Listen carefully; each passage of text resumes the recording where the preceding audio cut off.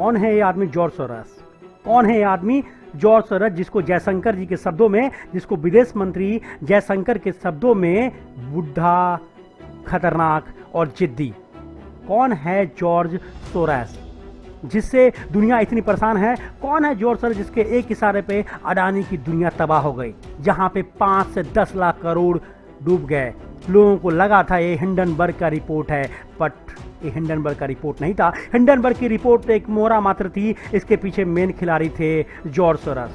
जी हाँ, George Soros, 92 साल के जॉर्ज सोरोस, हंगरी में जन्मे अमेरिकन बिजनेसमैन जॉर्ज सोरोस, 92 साल के जॉर्ज सोरोस, जिनकी लगभग 670 करोड़ का नेटवर्थ है, जो बिलियंस ऑफ डॉलर्स का नेटवर्थ मैनेज करते हैं अपने क्लाइंट्स के बिहाफ पे, उनको पोर्टफोलियो को मैनेज करते हैं।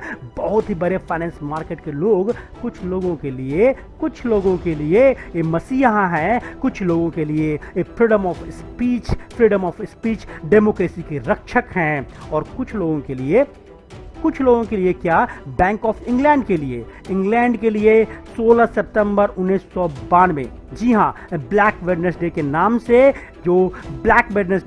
से इंग्लैंड की इकोनॉमिकल अर्थव्यवस्था में, जिसे बैंक ऑफ इंग्लैंड ने इकोनॉमिकल वार क्रिमिनल डिक्लेयर किया है। He is a declared economical war criminal, जिसने पाउंड को ऐसा तोड़ा जैसा उन्होंने अभी अडानी को तोड़ा है, जैसा उन्होंने अभी अडानी को फेरा है। और अब ये लग गया है नरेंद्र मोदी के पीछे।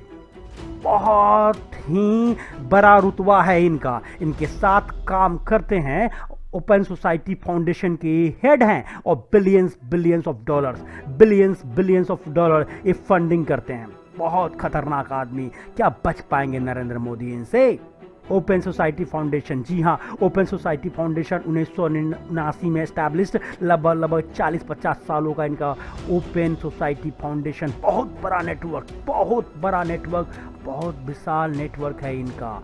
और अगर पिछले कुछ सालों का देखा जाए तो $18.1 बिलियन, समझते हैं आप, इतना खर्चा किया है इन्होंने पूरे वर्ल्ड में। किस लिए खर्चा किया इन्होंने? ताकि अपने लिए इनके पास पूरा एक दल है, पूरा गहरी रिसर्च होती है। ये लोग डेमोक्रेसी के नाम पे, freedom of speech, humanitarian effort, जो आज की तारीख में पता है आपको सबसे खतरनाक संस्थाएं कौन सी होती हैं? सबसे खतरनाक संस्थाएं होती हो एनजीओ लाइक एमनेस्टी इंटरनेशनल।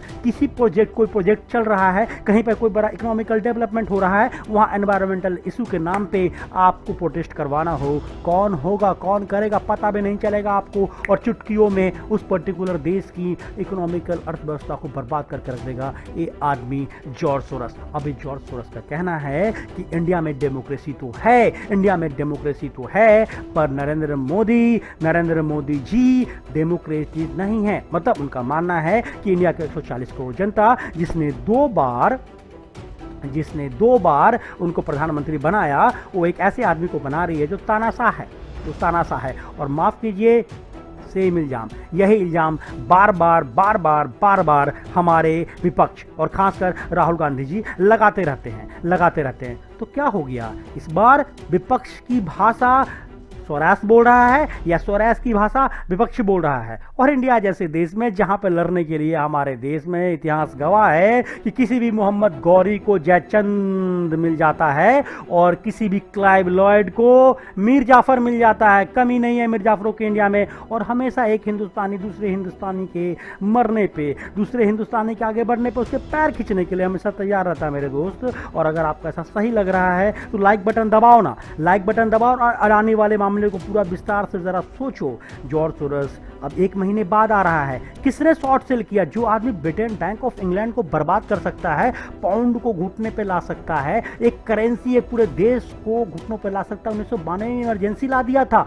ये आदमी साउथ ईस्ट एशिया की इकोनॉमिकल क्राइसिस, अगर आपको याद हो, उसके लिए भी यही आदमी जिम्मेदार था। और मजे की बात है, ये ह्यूमैनिटेरियन है। मजे की बात है, इसका कहना है कि भारत की 140 या 120 करोड़ जनता सही से डेमोक्रेसी, जो भारत डेमोक्रेसी का जनक है, जो भारत के वैशाली गणराज्य में दुनिया को पहला गणतंत्र दिया था, जो भारत जहां पर इलेक्शन में कभी कांग्रेस जीत जाती है हिमाचल का चुनाव, तो कभी बीजेपी जीत जाती है गुजरात का चुनाव, तो कहीं दिल्ली में बीजेपी इलेक्शन सेम जगह हारती है, वहाँ पे कह दिया जाता है ईवीएम ठीक से काम नहीं कर रहा, सारे इंस्टीट्यूशंस को मोदी ने कब्जा कर रखा है, बीजेपी ने कब्जा कर रखा है। इसको तय कौन करेगा? इसको तय जॉर्ज सोरस करेंगे या भारत की जनता करेगी? ये सोचना है आपको, और ये सोचना है, इसलिए आप प्लीज़ इस वीडियो को सब्सक्राइब कीजिए, मेरे चैनल को सब्सक्राइब कीजिए और नोटिफिकेशन बेल दबा दीजिए ताकि आपको मिलते रहे हमेशा हमारी घटनाओं को, हमारे विचारों को। तो प्लीज़ करके शेयर भी कीजिए। जय हिंद, वंदे मातरम। और सावधान रहिए कि कोई जॉर्ज सोरस, कोई क्लाइव, कोई विदेशी ये न कह दे कि हम देश वाले आपस में निपट लेंगे, चाहे मोदी जी प्रधानमंत्री बने या राहुल गांधी या कोई और या फिर कोई बने, बट हमारा होना चाहिए, हमारे अपने विचारों से होना चाहिए, हमारे अपने देश की डेमोक्रेसी की जय हो। भारत की डेमोक्रेसी बहुत ही स्ट्रांग है। जय हिंद, वंदे मातरम।